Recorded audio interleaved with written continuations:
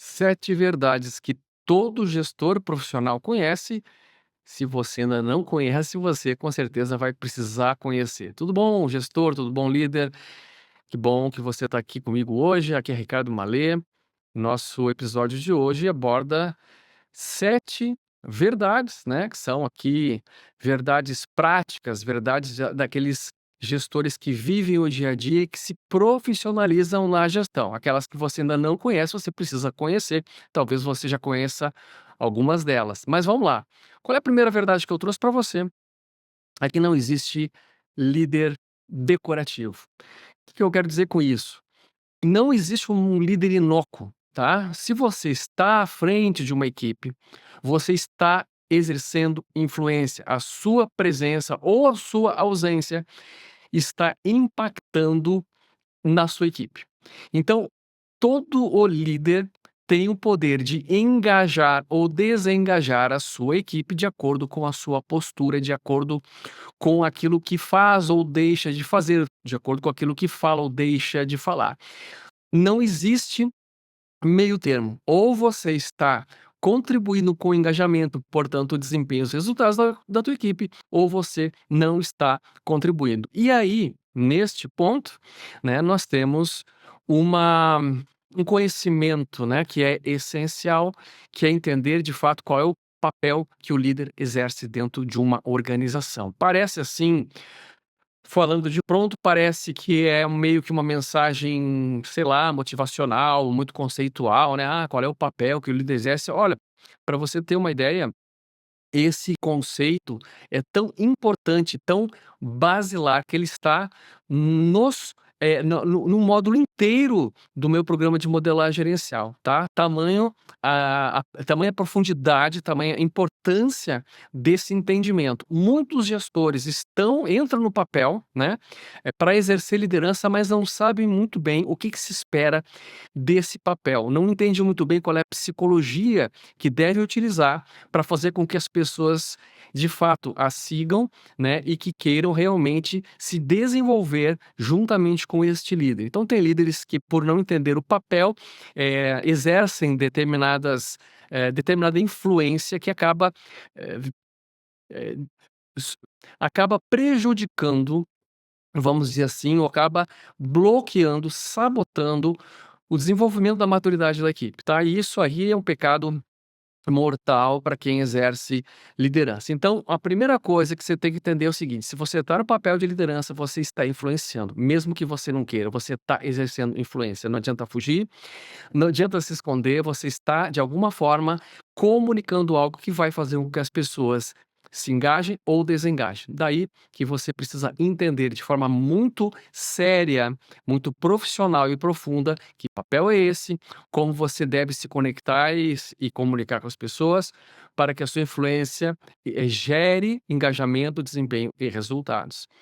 Então, esta é a primeira verdade que todo gestor profissional conhece. A segunda é o seguinte: sem gestão ativa, o desempenho cai por gravidade. O que eu quero dizer com isso é que se você não sabe e se você não exerce uma liderança ativa, o desempenho da equipe nivela por baixo. A tendência das pessoas, tá, quando não existe alguém fazendo um trabalho e um esforço contínuo para elevar o desempenho, o comprometimento, o bom desempenho, os resultados, a tendência é nivelar por baixo. E esta gravidade, entre aspas, aqui, claro que é uma figura aqui metafórica que eu estou usando, claro que não é a força da gravidade que atua sobre o desempenho. Esta gravidade, metaforicamente, significa um pequeno defeito de fábrica que nós, seres humanos, trazemos, né, que é chamado egoísmo imaturo. Esse egoísmo faz com que as pessoas queiram receber muito, porém entregar pouco. Então, a tendência é que, se você não estiver fazendo um bom trabalho de educação e desenvolvimento, a tendência as pessoas é se acomodarem cada vez mais, e quem entra na equipe com melhor desempenho, a pessoa muitas vezes ela chega com muito comprometimento, ela olha para a cultura e diz assim: não, peraí, não adianta eu me esforçar aqui, porque aqui não faz diferença, então para que eu vou me empenhar a mais se a liderança não está valorizando o bom desempenho, os bons resultados. E aí é que, claro, a equipe nivela por baixo. Todo gestor profissional já entendeu isso e sabe que ele precisa atuar, né, ativamente para não deixar que essa força gravitacional, entre aspas, atue, fazendo com que o desempenho da equipe se nivele por baixo. O que fazer então? Nesse sentido, obviamente, é além do entendimento do primeiro fenômeno que eu falei para você, que é o entendimento do papel, é saber aplicar as ferramentas certas, na hora certa, com as pessoas, para fazer com que elas estejam mais propensas a trazer o seu melhor e desempenhar melhor as suas atividades, as suas funções, as suas competências. É claro que isso resolver essa equação não é algo que a gente resolve numa frase, e é para isso que a gente tem o programa de modelagem gerencial, que vai ensinando o gestor a fazer todo esse trabalho, né, de forma sistemática. Muito bem, e falando em desempenho, já que eu falei que a tendência, né, se a gente não atuar, a tendência de desempenho é cair, né, com essa força, entre aspas, da gravidade, eu quero que você saiba o seguinte: todo gestor profissional consegue identificar qual a causa do baixo desempenho. E só existem 3 causas para o baixo desempenho. E esta, portanto, é a nossa, terceira, né, a nossa terceira verdade que todo gestor profissional sabe. Só existem 3 causas para o baixo desempenho. Quais são elas? Ou o liderado não desempenha bem porque não sabe, primeira causa, ele não quer, segunda causa, ou não consegue, terceira causa, saber, querer e o fazer. Esta tríade forma aquilo que nós chamamos tríade da competência. Saber e querer fazer, em outras palavras, o conhecimento, atitude, habilidade. Muitas vezes, a causa do baixo desempenho está na falta de saber.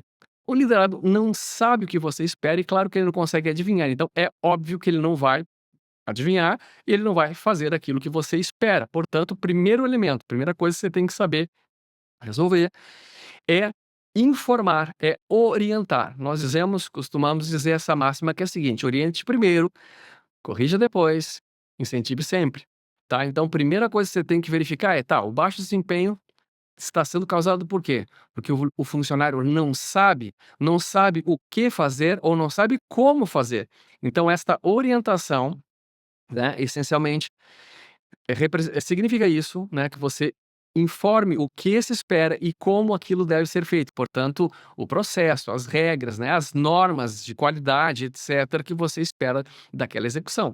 Então, o funcionário precisa saber fazer. Então, essa pode ser uma causa. A segunda é o famoso querer.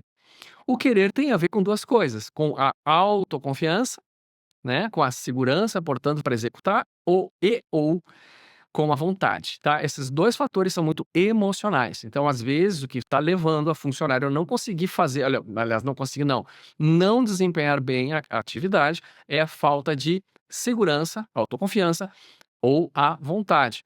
Estas variáveis precisam ser também identificadas e trabalhadas pelo líder através das ferramentas de gestão que todo gestor profissional domina e conhece. E o terceiro ponto é o famoso não consigo. Este consigo também tem 2 variáveis aqui. Não consigo porque me falta a habilidade, então é coisa interna, eu não estou bem treinado, ou eu não tenho, naturalmente, né, aptidão para fazer aquilo, precisaria treinar mais, me desenvolver mais.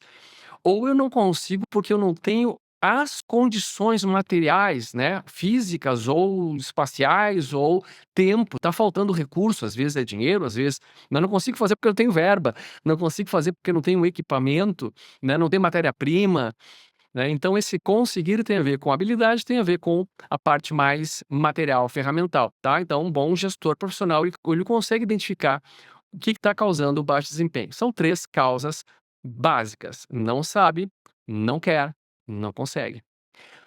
Muito bem, e falando em identificar causas, vem aqui a nossa quarta verdade, que é a seguinte: o feedback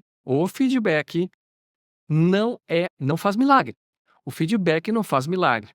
Tá, exatamente, porque muitos gestores acreditam que todos os problemas que enfrentam com a sua equipe, qualquer coisa, vai ser tratada com um único remédio, uma panaceia chamada feedback. Ora, O feedback, saiba você, e todo gestor profissional também sabe que é o seguinte: o feedback se aplica apenas em duas circunstâncias. Duas circunstâncias.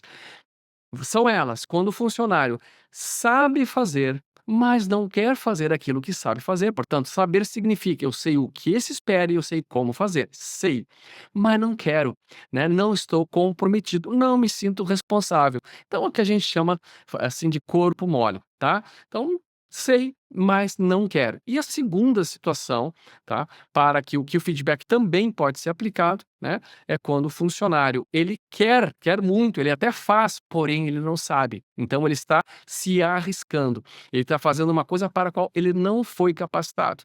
E aqui também nós temos uma situação característica para dar feedback. Outras situações, muitas outras que você imagina que deveria dar feedback, não deveria dar feedback, tá? Vou dar um exemplo para você. Você jamais comentou sobre determinada regra, sobre determinada expectativa, a pessoa, claro que ela não faz, e você acha que tem que dar um feedback. Vou dizer lá para a pessoa, né? Vou fazer uma crítica, vou dar um feedback, vou fazer uma correção. Correção como? Se você não orientou, vamos voltar à máxima. Vamos voltar à máxima que todo gestor profissional entende e conhece. Oriente primeiro, corrija depois, incentive sempre. Tá? Então, o feedback não é uma panaceia, não serve para correção de tudo, para resolver tudo. Vamos então à quinta verdade que todo gestor profissional conhece. É a seguinte: seu jeitão de liderar não funciona sempre. Muitos gestores acreditam que a sua forma de se conectar é o seu jeitão. Às vezes ele diz assim: não, mas eu sou assim mesmo, quem quiser que me aguente, me engula, porque esse é meu jeito de fazer as coisas. Vou dar exemplo. Por exemplo, eu sou do tipo que gosto muito de falar, eu sou uma pessoa extrovertida, então para mim tudo eu resolvo falando, comunicando, conversando, e nem todas as vai funcionar em muitas situações, mas nem todas as situações, né, exigem que você fale. Muitas vão exigir que você escute. E vice-versa. Tem gestor que prefere muito refletir, escutar, analisar, né, mais introvertido. E claro, vai funcionar esse estilo, esse jeitão de liderar em muitas situações, porém não em todas as situações. Então aqui começamos a entender que o seu estilo de influência, ele pode ser aplicado em algumas situações, porém não em todas. E isso nos leva ao entendimento de uma ciência chamada liderança situacional. A liderança situacional nos ensina o seguinte: para você aplicar determinado estilo de influência, você primeiramente precisa fazer uma leitura da situação. Esta situação exige qual estilo? Eu preciso ser mais firme, eu preciso ser mais diretivo, eu preciso dizer o que fazer e como fazer, porque a equipe é imatura, a equipe precisa aprender, ok? Agora eu serei um pouco mais firme, mais direto, mais eh, determinador, vou determinar. Não, nessa situação aqui a gente vai usar um estilo mais democrático, uma equipe mais madura, uma equipe que tem muita competência, muito comprometimento. Então aqui vale a pena a gente abrir mais para opiniões e deixar a equipe trabalhar com mais autonomia, ok? Então veja, falei de autonomia, hein? E isso já nos dá um gancho para o nosso próxima verdade. Mas antes de eu entrar nela, só para concluir aqui é o seguinte: veja, não é o seu jeitão, tá? Independentemente do seu jeito, da sua forma de influenciar, não ela não garantirá uma gestão eficaz em todas as situações, tá? É importantíssimo que você aprenda, como gestor profissional, a identificar situações e se comportar de acordo com elas. E eu falei sobre autonomia, então aqui vem a sexta verdade que todo gestor profissional conhece: a autonomia não se pede, se conquista. De novo, autonomia não se pede, se conquista. Você não pode dar autonomia, a revelia para a sua equipe, porque a autonomia é algo que a sua equipe precisa conquistar. Que significa isso? Que todo gestor profissional, primeiramente, orienta a equipe, desenvolve, treina, acompanha. Somente então, quando essa equipe demonstrar 3 características, ou cada funcionário, tá? Vamos falar de indivíduo, né, em vez de falar de equipe, vamos falar de indivíduo. Vamos falar de cada um. Então, assim, ó, na medida em que o teu funcionário demonstrar 3 características, aí sim você vai poder, de fato, dar total autonomia e delegar a tarefa. Que características são estas? Bom, nós temos estas que são: primeiro, a pessoa precisa demonstrar alta competência. Segundo, alta responsabilidade, que é o comprometimento, né? E a terceira, alta lealdade. Sem essas características, você não está delegando, como nós costumamos dizer, você estaria apenas delegando. E as consequências disso são imprevisíveis. Quando você entrega autonomia para uma pessoa que ainda não demonstrou competência, comprometimento, responsabilidade, portanto, e lealdade, você não tem nenhuma segurança do resultado final, tá? Então, um gestor profissional, ele só dá autonomia para quem merece. Então, na autonomia não é alguma coisa que a pessoa pede, você entrega, ela precisa conquistar. Isso vai nos levar à nossa sétima verdade, que todo gestor profissional já conhece, já entendeu. E esta eu deixei para o final, porque esta é a mais dura de todas, tá? Que é a seguinte: a culpa é sempre do líder. Essa, com certeza, é a mais difícil da gente engolir. E, e de fato, tá? Depois que a gente começa a refletir, entender a mecânica, a gente entende, de fato, a culpa é sempre do líder. Vamos falar de uma linguagem mais palatável? A responsabilidade é sempre do líder. Ricardo, será mesmo? Mas eu trabalho com uma pessoa aqui que tu vê, a pessoa me engana, essa aqui mente, essa aqui rouba, essa aqui é corpo mole, essa aqui não aprende nunca, eu ensino tudo errado. Ok, eu pergunto então para você, quem contratou? Quem aceitou? Quem recrutou? Quem contratou? Ah, foi o meu RH lá. Pois é, mas você precisaria estar junto no processo. O líder, ele precisa ter ciência de quem vai participar do seu time. A responsabilidade é sua. Então é você que precisa saber criar identificar os critérios necessários para essa contratação, garantir que a aderência entre a pessoa que está sendo absorvida e os critérios que são importantes, né, para o teu processo. É você que precisa garantir um treinamento eficaz, é você que precisa garantir um acompanhamento, tirar dúvidas. Você tem que suprir muitas coisas que a pessoa não vem pronta. Então, se você não está disposto a fazer esse trabalho, que é a sua responsabilidade, que é disso que se trata, esta sétima verdade, a sétima verdade, quando fala de culpa, fala de culpa, né? No fundo, a gente está falando de responsabilidade, tá? Então, você precisa entender de uma vez por todas, é minha a responsabilidade. E se eu não estou plenamente capacitado para fazer isso, eu preciso assumir que eu preciso buscar conhecimento, habilidade, ajuda, tá? Então caberá a você suprir estas falhas, esses gaps na sua própria formação. Não basta você ser tecnicamente competente, não basta. Você precisa trabalhar, pensar, agir, trabalhar como um gestor profissional, munido dos conhecimentos, das habilidades e da atitude ou das atitudes de um verdadeiro gestor profissional.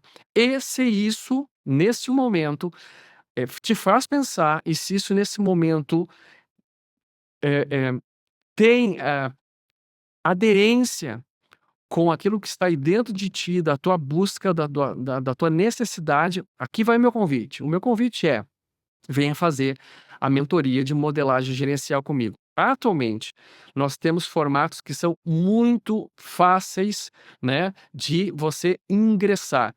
Investimento super tranquilo, o cronograma também tranquilaço. Então, atualmente, tá, eu vou dizer atualmente por o seguinte: até 2024, o modelo que a gente trabalhava da mentoria era, eu não vou dizer engessado, mas ele era muito exigente em termos de horário, em termos de investimento. Nós conseguimos fazer uma melhoria no aspecto de facilitar, de tornar mais palatável o processo de aprendizado. Então é o seguinte: se você ainda não conhece esse formato, entra lá no meu site, ricardomallet.com, é ricardomallt.com. Na própria homepage você vai encontrar um botão para preencher a aplicação, clica lá, preenche, coloca lá teu nome, tua expectativa, etc. Tem umas perguntinhas elementares ali, eu vou receber, vou fazer uma avaliação, vou entrar em contato contigo, vou te convidar para uma conversa e a gente vai combinar o início da tua mentoria comigo, tá? No programa de modelagem gerencial. Ok? Então, dado o recado, obrigadíssimo aí pela tua participação, pela tua presença, pela tua audiência, né? Muitos mentorados aí me conheceram através do podcast, quem sabe esse não vai ser o teu caso também. Fortíssimo abraço e a gente se vê, quem sabe depois do preenchimento da tua aplicação ou até mesmo no próximo episódio. Tchau!